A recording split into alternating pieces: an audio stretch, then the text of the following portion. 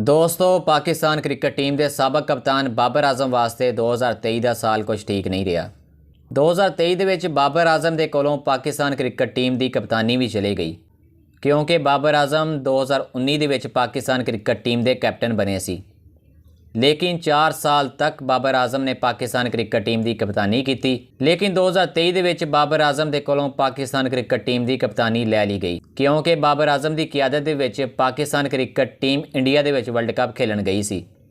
लेकिन world cup ਦੇ ਵਿੱਚ पाकिस्तान क्रिकेट टीम की परफॉर्मेंस कुछ ठीक नहीं सी, जिहदी वजह तो बाबर आजम के कोलों पाकिस्तान क्रिकेट टीम की कप्तानी लै ली गई। दोस्तों 2023 के वर्ल्ड कप के विच पाकिस्तान क्रिकेट टीम के कैप्टन बाबर आजम तो बहुत उम्मीद की जा रही सी कि Babar Azam world cup 2023 India के विचों जित के लैके आउणगे।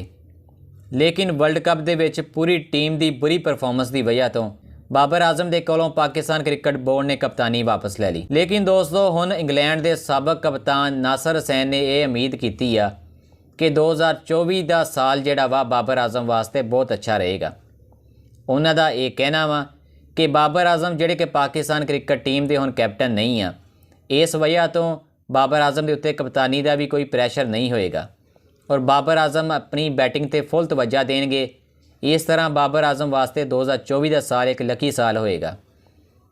लेकिन दोस्तों 2023 का साल तो बाबर आजम वास्ते अनलकी रहा। लेकिन हुण इंग्लैंड के साबक कप्तान नासिर हुसैन ने गल की कि बाबर आजम वास्ते 2024 का साल एक अच्छा साल होएगा। लेकिन दोस्तों 2024 का साल भी आ गया वा, बाबर आजम कोई अपनी फॉर्म दे विच वापस नहीं आ रहे।